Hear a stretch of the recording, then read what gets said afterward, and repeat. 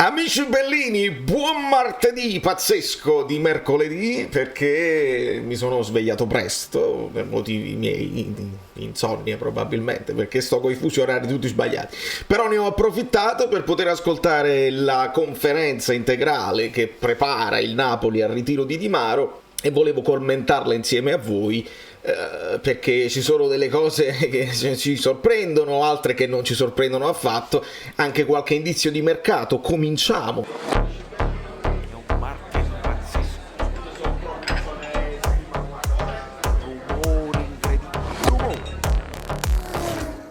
Allora, prima di tutto facciamo le cose belline.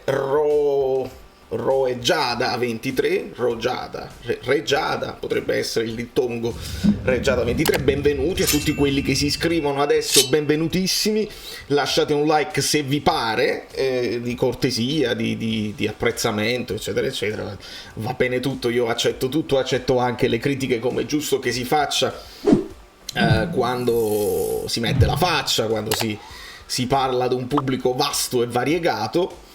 E mi si dice anche spesso, però insomma ogni tanto tra qualche commento positivo c'è anche quello che dice fai sempre i video, tu ogni video, tutti i giorni fai un video contro la società.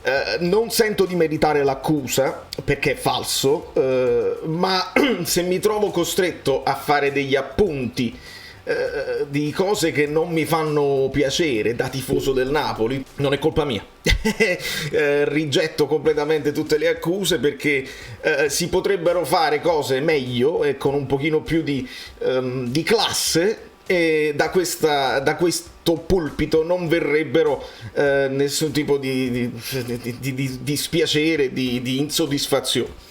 Quindi purtroppo la conferenza si apre con quello che io distinto ritengo sia una presa in giro, che comincia da Lombardo, credo io, quindi non sono passibile di nessun tipo di denuncia e di querela. Mio pensiero personale, si può avere un pensiero, sì, credo che nel sottolineare il cognome dell'assessore ci fosse una punta di ironia evitabile, tra l'altro sottolineato prima da Lombardo, poi da ADL e poi anche da De Maggio nella radio ufficiale. Io poi mi sono spostato su Calcio Napoli 24, che ringrazio perché l'ha mandata live su YouTube integrale, quindi ho potuto anche vedere i volti e le espressioni, che è importantissimo, quindi grazie a Calcio Napoli 24.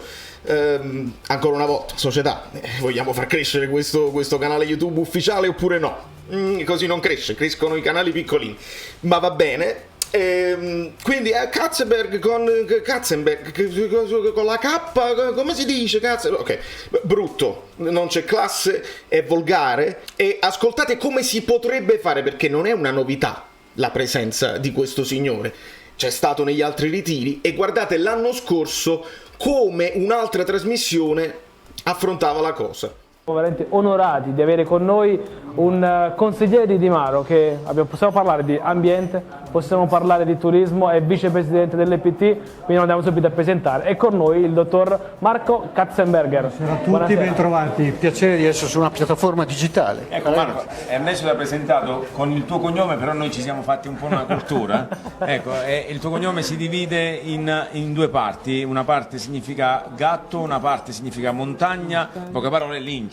Lince, il gatto di montagna è di fatto una lince, dai, una storia antica della mia famiglia, un cognome all'epoca importante, impero austro-ungarico, dai, da Milano dove sono nato al ritorno alle origini, si può dire. È un cognome che però sul napoletano è poco presente, quindi ti chiameremo Marco, se per te non è un problema. Marco per tutti. Okay. Marco per tutti. Marco, allora parliamo subito di questo ritiro 2000. Bene, allora si può fare con un po' più di classe, anche con una sottile punta di ironia che però non sia volgare, senza offendere l'interlocutore, mettendoci anche un pochino di storia, di etimologia, bello.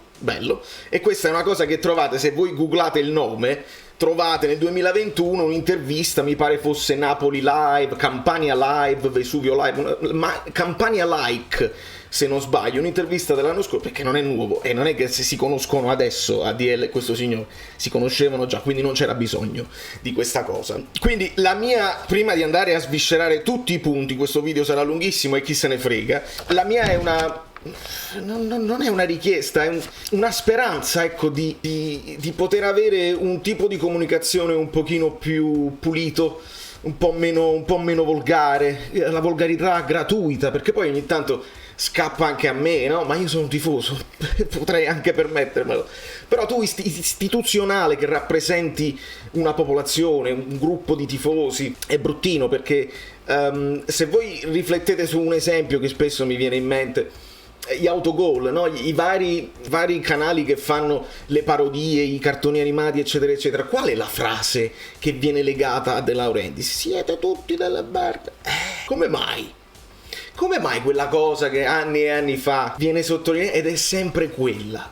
Ed è sempre solo quella, perché oramai a livello nazionale siamo identificati così, ed è un peccato, perché il napoletano non è necessariamente così. Poi ci sono dei napoletani che preferiscono questo tipo di linguaggio, qualcuno che si gongola e a cui piace benissimo parlare così. Io mi sento poco rappresentato e penso di poterlo dire senza problemi. E se voi...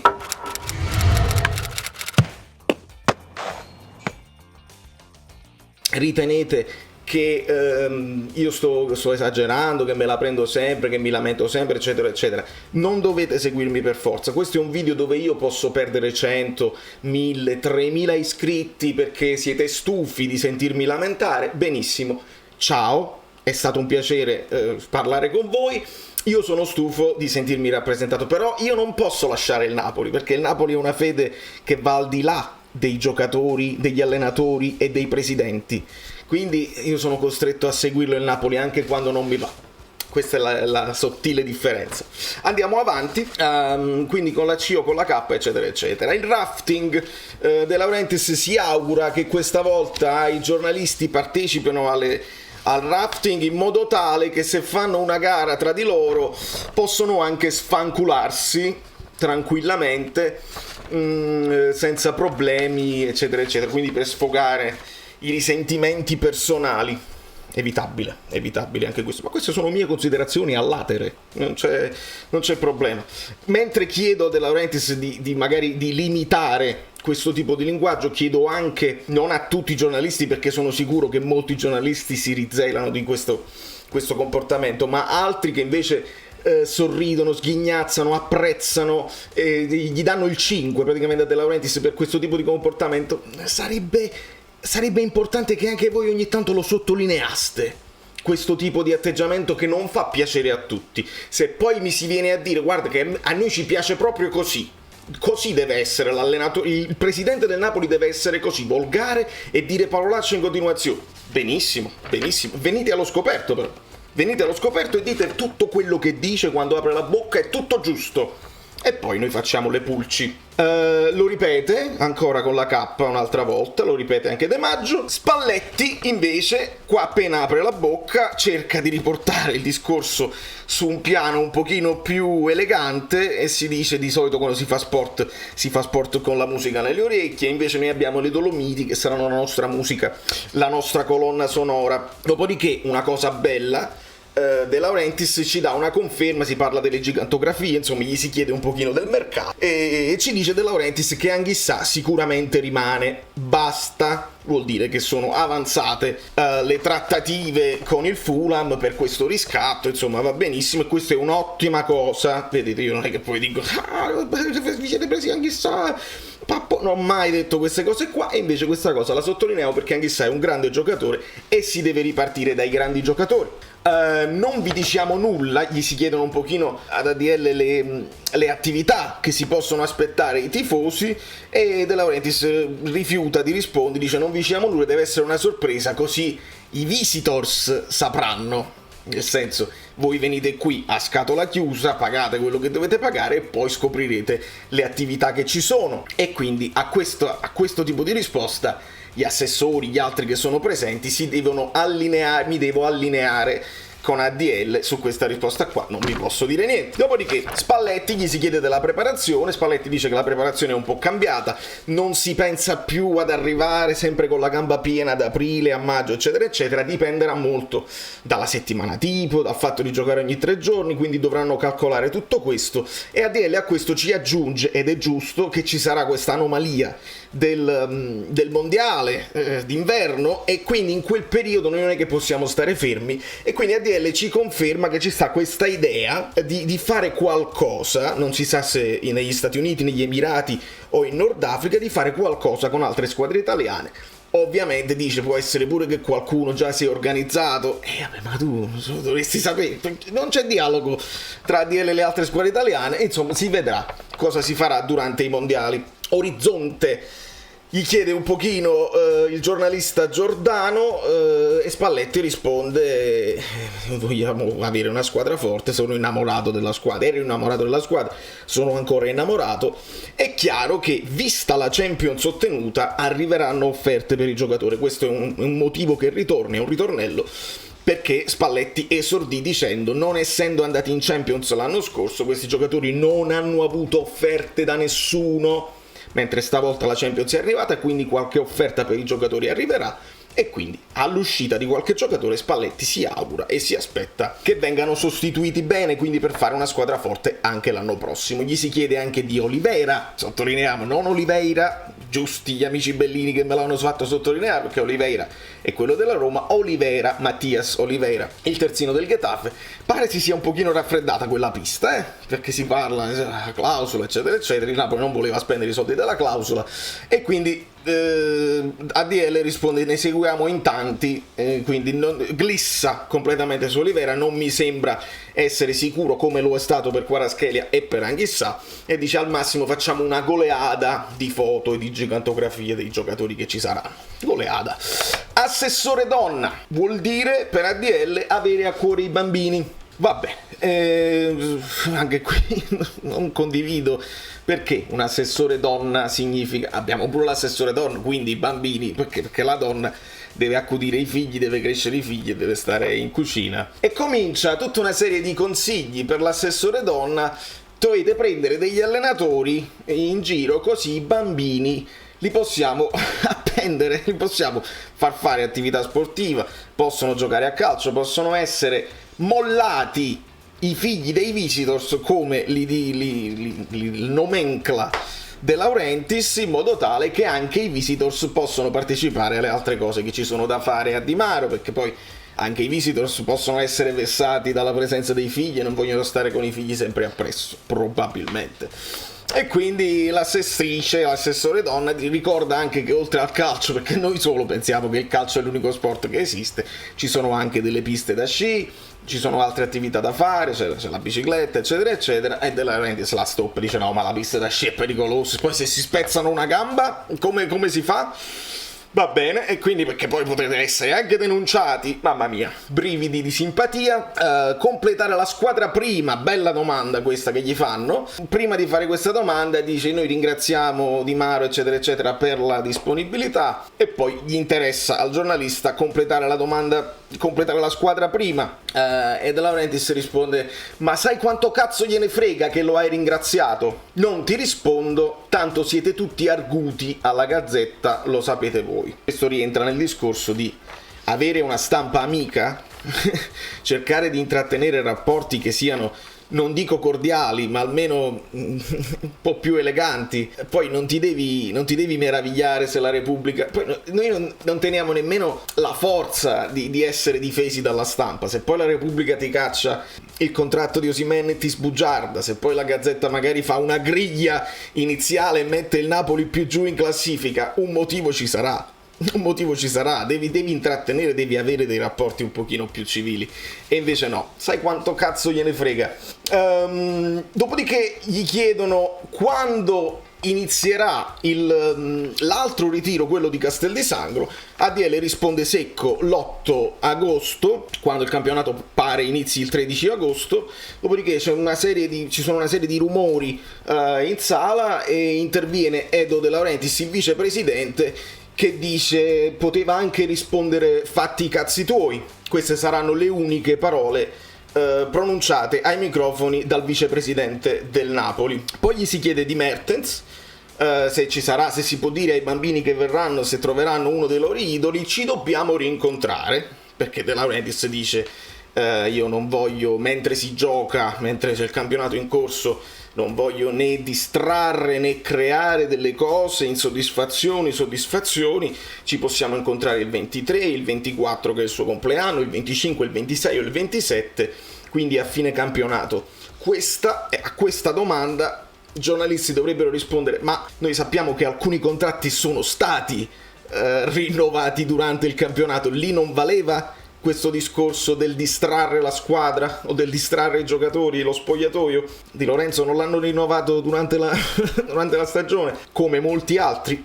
Evidentemente la questione Mertens è un po' più delicata e quindi non trovare un accordo, incontrarsi e non trovare un accordo potrebbe, pensiero mio che posso sbagliare, minare lo spogliatoio, potrebbe creare una rivolta popolare, una rivolta anche all'interno degli stessi giocatori che amano Mertens, e quindi lui ha voluto rimandare a fine campionato per non mettere in pericolo, per quanto mi riguarda, la qualificazione in Champions.